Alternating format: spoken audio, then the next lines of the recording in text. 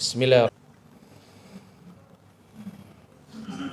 Innal hamdalillah nahmaduhu wa nasta'inuhu wa nastaghfiruh wa na'udzu billahi min shururi anfusina wa sayyiati a'malina.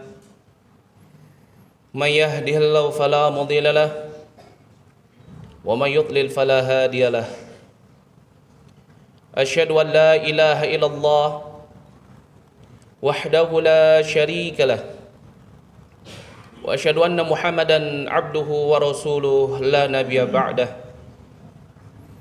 Qala Allah ta'ala fi kitabil karim, ya ayyuhalladzina amanu ittaqullaha haqqa tuqatih wa la tamutunna illa wa antum muslimun.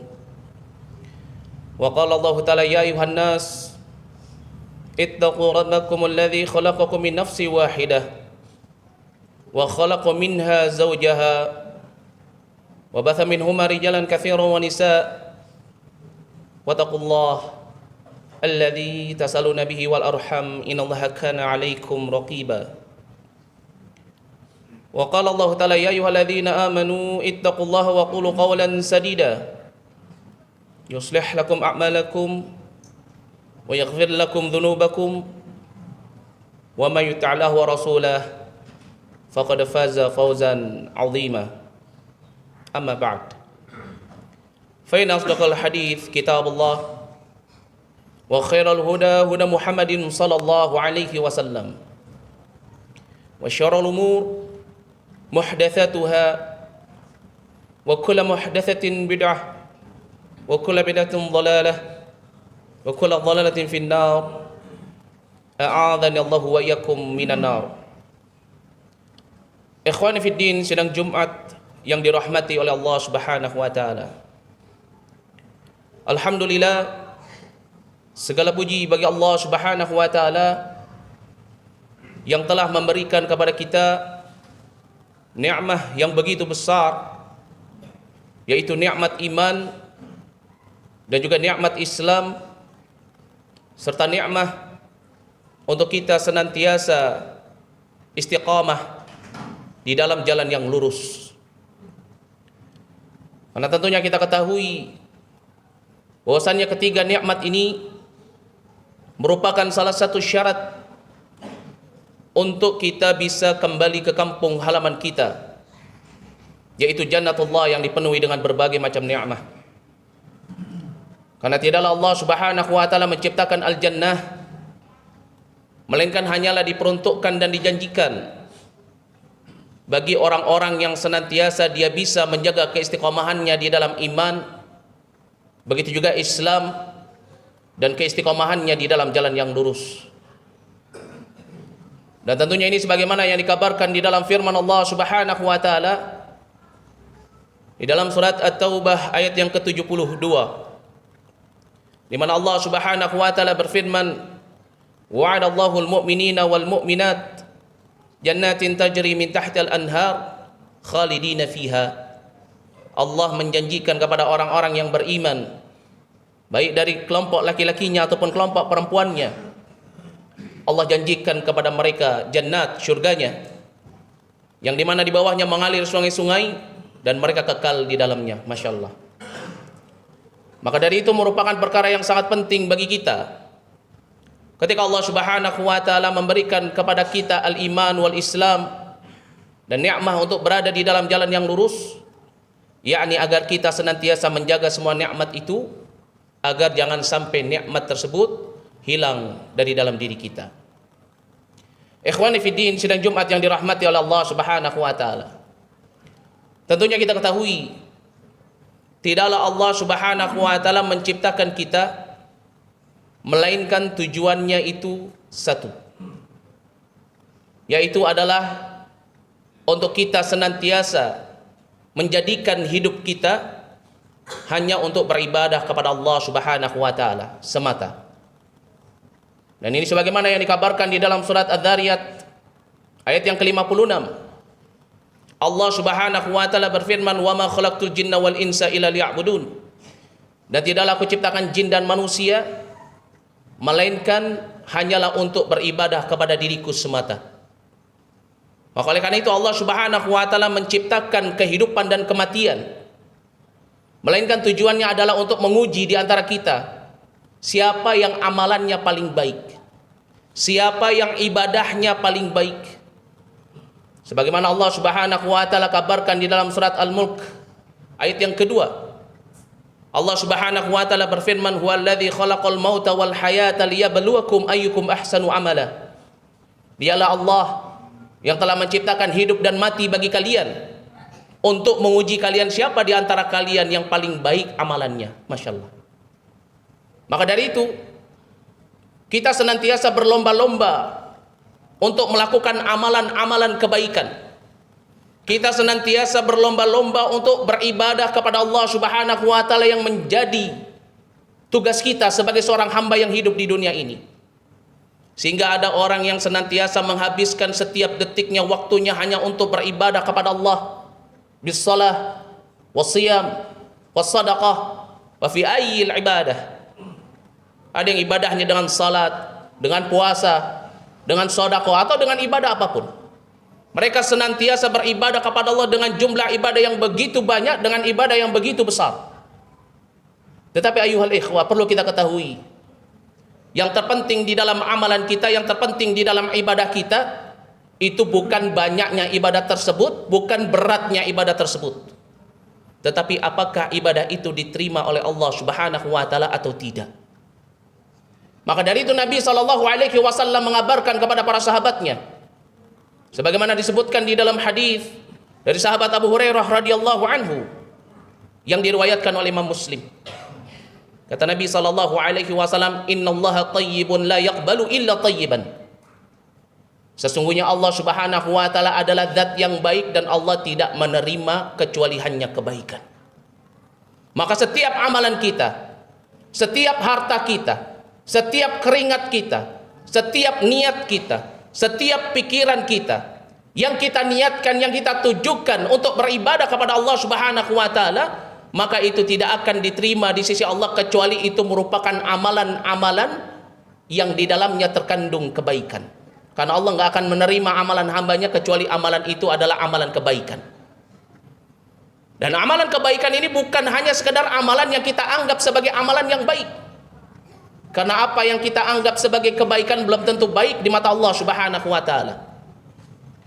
Maka dari itu penting bagi kita mengetahui apa saja yang dianggap oleh Allah Subhanahu wa taala sebagai kebaikan, sehingga ketika kita beramal di dalamnya Allah Subhanahu wa taala menerima amalan kita.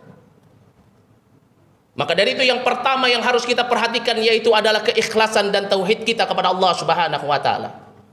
Karena sehebat apapun amalan kalau dia tidak dimurnikan dengan tauhid kepada Allah, hanya menjadikan Allah satu-satunya yang diibadahi, dia memurnikan niatnya hanya kepada Allah, dia hilangkan niat untuk dipandang oleh manusia, didengar oleh manusia, maka ini barulah disebut sebagai amalan yang baik.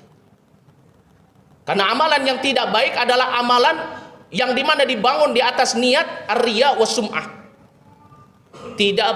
Tidak hanya sekedar ingin mendapatkan wajah Allah, tetapi juga ingin mendapatkan wajah manusia. Amalan yang jelek yaitu adalah amalan yang dibangun di atas kesyirikan. Maka dari itu seseorang yang dia beribadah kepada Allah sehebat apapun ibadahnya, sebanyak apapun ibadahnya, kalau itu tidak dibangun di atas keikhlasan, kalau itu tidak dibangun di atas tauhid, maka tidak akan diterima di sisi Allah. Disebutkan di dalam hadis dari sahabat Abu Umamah Al-Bahili yang diriwayatkan oleh Imam Nasai, Nabi SAW beliau mengabarkan, "Innallaha la yaqbalu minal amal illa ma kana lahu khalisan wa batughiya bihi wajhu." Sesungguhnya Allah tidak akan pernah menerima amalan hambanya kecuali amalan itu dibangun di atas keikhlasan, yakni memurnikan ibadah hanya kepada Allah. Wa batughiya bihi wajhu, dan hanya mengharapkan wajah Allah. Lalu yang kedua, amalan disebut sebagai suatu amalan kebaikan sehingga diterima di sisi Allah, yaitu adalah jika amalan itu dibangun di atas ilmu, dibangun di atas al-mutaba'ah, mengikuti apa yang diberikan oleh Nabi sallallahu alaihi wasallam petunjuknya, mengikuti apa yang diajarkan oleh Nabi sallallahu alaihi wasallam. Karena setiap amalan, sehebat apapun itu amalannya, menurut kita, Sebanyak apapun itu amalannya, kalau tidak dibangun di atas Alkitab wa Sunnah, tidak dibangun di atas apa-apa yang dicontohkan oleh Nabi Sallallahu Alaihi Wasallam, maka dia pasti tertolak. Disebutkan di dalam hadis dari sahabat Aisyah radhiyallahu anha yang diriwayatkan oleh Imam Bukhari dan Muslim, kata Nabi Sallallahu Alaihi Wasallam, man ahdatha fi amrina hadza ma laysa minhu fa huwa rad, wa fi riwayatin lil Muslim, man amila amalan laysa alaihi amruna fa huwa rad.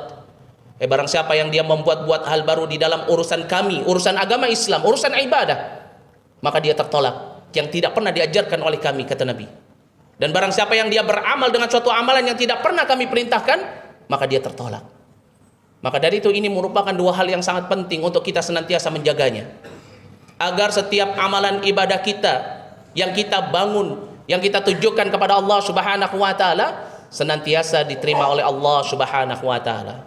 Semoga Allah Subhanahu wa taala senantiasa menjaga kita di dalam tauhid kepada dirinya semata, dan semoga Allah Subhanahu wa taala senantiasa menjaga kita di dalam sunnah Nabi sallallahu alaihi wasallam. Aqulu qouli hadza wa astaghfirullah li wa lakum wa li jami'il muslimin fastaghfiruhu innahu wal ghafurur rahim.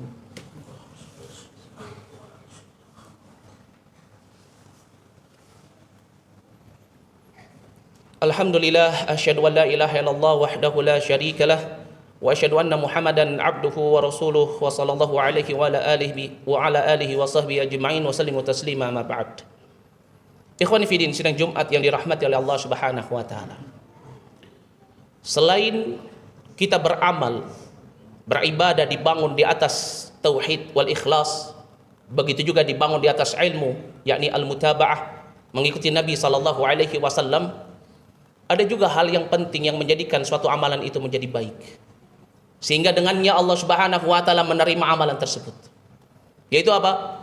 Amalan tersebut jika itu berkaitan dengan amalan yang berkaitan dengan harta, maka hendaknya itu diambil dengan cara yang baik.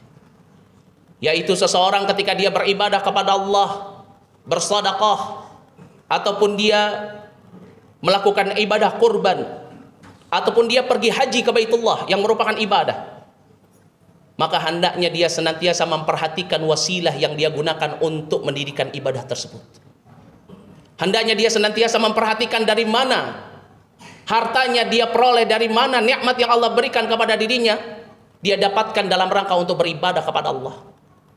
Begitu juga seseorang hendaknya dia senantiasa memperhatikan apa yang masuk di dalam mulutnya. Hendaknya seseorang dia memperhatikan apa yang dia makan. Kenapa? Karena suatu ibadah tidak akan diterima di sisi Allah kecuali ibadah tersebut senantiasa dibangun di atas harta yang halal. Maka dari itu Al-Imam Ibnu Rajab rahimahullah ketika beliau menjelaskan tentang hadis innallaha thayyibun la yaqbalu illa thayyiban, beliau mengatakan bahwasannya harta yang halal, makanan yang halal yang dimakan oleh seseorang ini merupakan syarat untuk diterimanya suatu ibadah di sisi Allah Subhanahu wa taala. Sedangkan harta yang haram ini menyebabkan amalan ibadah yang dilakukan seseorang itu tidak diterima di sisi Allah Subhanahu wa taala.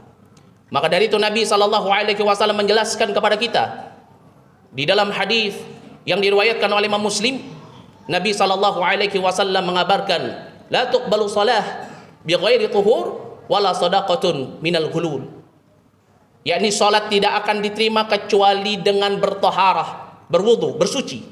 Sedangkan sedekah itu tidak akan diterima dari harta al-ghulul, yakni harta yang diambil dengan cara menipu, mencuri ataupun korupsi.